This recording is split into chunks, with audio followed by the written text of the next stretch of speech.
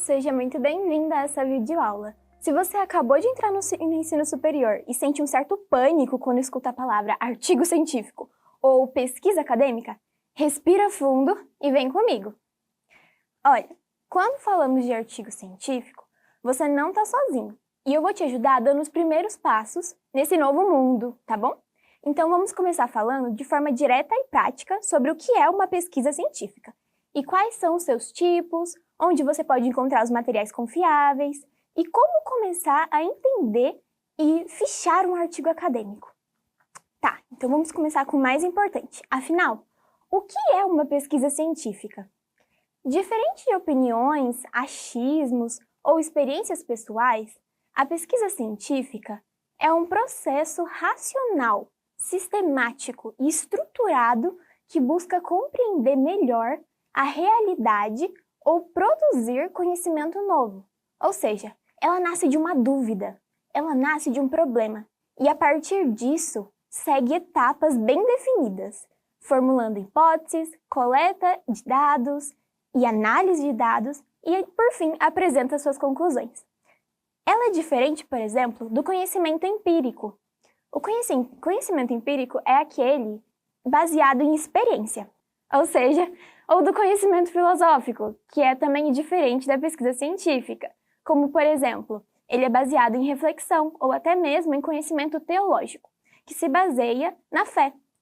Enquanto a pesquisa científica se baseia na observação, na experimentação e no raciocínio lógico, como critérios rigorosos para garantir que aquilo foi descoberto seja realmente confiável, produzido e válido. Logo, a pesquisa científica não serve só para publicar artigos ou pesquisas científicas em revistas acadêmicas. A pesquisa científica tem um papel fundamental na sociedade, contribuir para o avanço tecnológico. Ela busca uma solução para problemas reais da sociedade e até para combater mesmo a desinformação, tão comum hoje em dia. Então, é importante diferenciar. Nem toda pesquisa é científica. Por exemplo, a pesquisa jornalística, ela é uma investigação. Ela tem outro objetivo. Ela traduz temas complexos e leva eles ao público geral, com uma linguagem mais acessível. Enquanto a pesquisa científica, por outro lado, usa termos técnicos. Então, ela usa uma metodologia rigorosa voltada especificamente para especialistas da área ou para o meio acadêmico. Já a pesquisa do mercado, ela busca compreender comportamentos do consumidor, ou seja, as tendências de compra. O objetivo dela é comercial, é financeiro. Ela é utilizada por empresas para tomar decisões estratégicas. Enquanto isso, a pesquisa científica busca responder uma questão teórica ou prática que contribua para o avanço do conhecimento da sociedade. Agora que já entendemos o que é uma pesquisa científica, vamos falar sobre os tipos de pesquisa científica que você vai encontrar por aí. Então, bom, uma das formas de classificar as pesquisas científicas é a distinção entre pesquisa quantitativa e pesquisa qualitativa. A pesquisa quantitativa é aquela que trabalha com números, dados mensuráveis, ou seja, ela vem de tradições positivistas e tem como base a análise estatística. Ela é muito utilizada quando já se conhece bastante o fenômeno. E também ele tem que se testar hipóteses formando de forma controlada. Um exemplo seria analisar se o uso de uma plataforma de gamificação aumenta o engajamento dos alunos. Você define variáveis, mede os resultados e compara.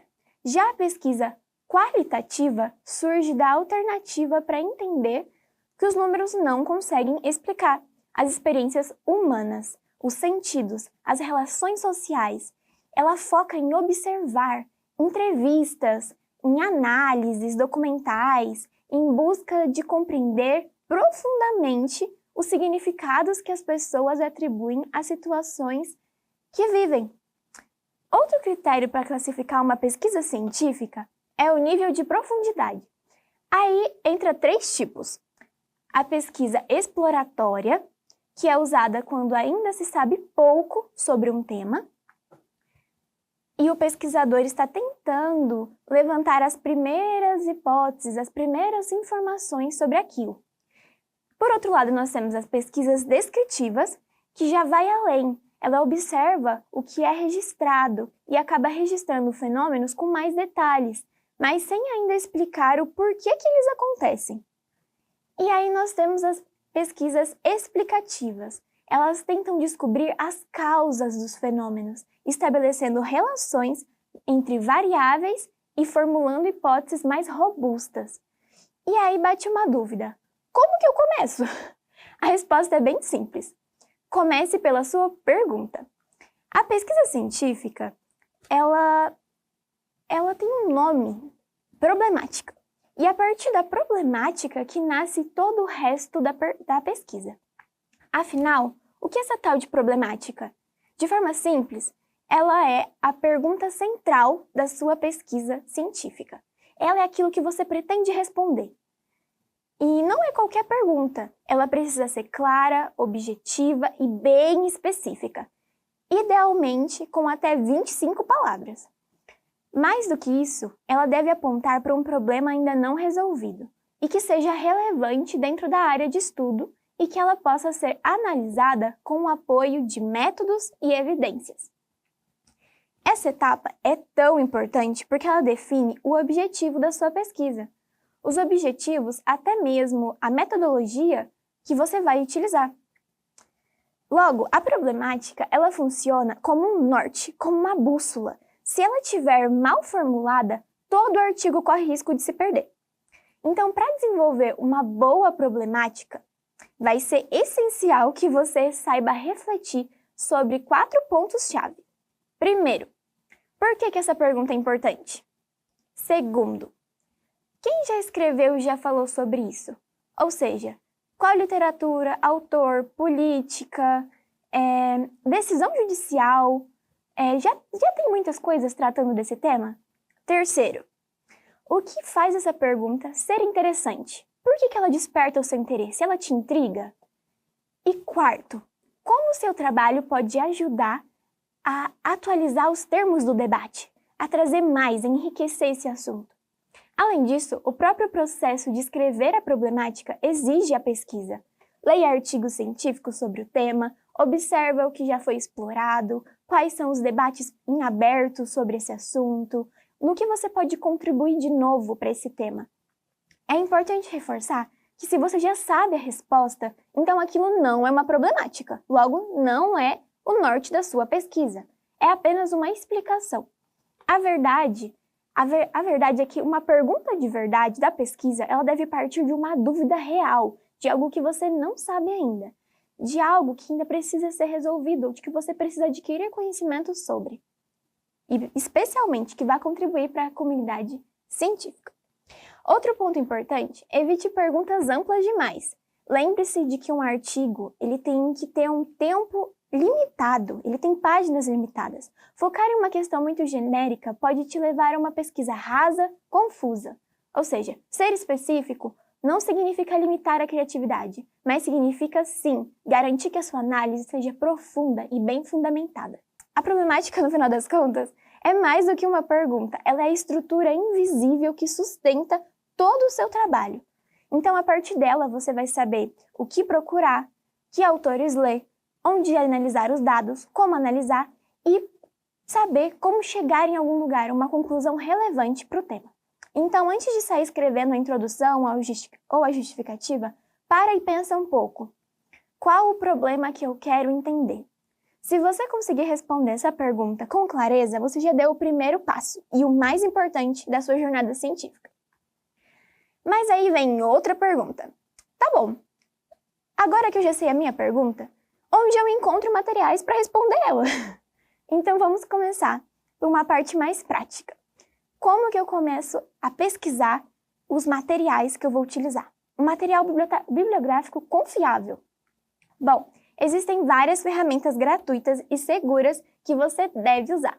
Principalmente, são o Google Acadêmico, que você pode usar, todo mundo utiliza, e ele é o primeiro passo para muitos acadêmicos. Ele é fácil de usar e ele filtra o conteúdo científico de uma forma excelente. Você pode utilizar também a plataforma da Cielo, que ela tem uma biblioteca científica excelente, com foco em autores e revistas da América Latina. Você pode utilizar também o portal do periódico CAPES, com um acervo enorme, gratuito e para quem tem login institucional. Você pode utilizar também PubMed, que ele é utilizado também mais para medicina, tecnologia e engenharia. E além disso, você pode buscar em repositórios digitais das universidades públicas, como por exemplo da Unesp, da Unicamp, da UFRJ, da UFPR e muitos outros. Se você tiver acesso pelo seu e-mail institucional, aproveita, mas atenção! Para pesquisar bem, não basta digitar qualquer coisa. Use palavras-chave específicas, de preferência sinônimos. Então, combine essas palavras com outros operadores buletanos, tipo AND, em inglês, AND, para unir palavras que são sinônimos. Por exemplo, ensino superior de química, aí você vai colocar AND, aprendizagem ativa. Or você pode utilizar para ampliar a sua pesquisa. Por exemplo, educação or ensino.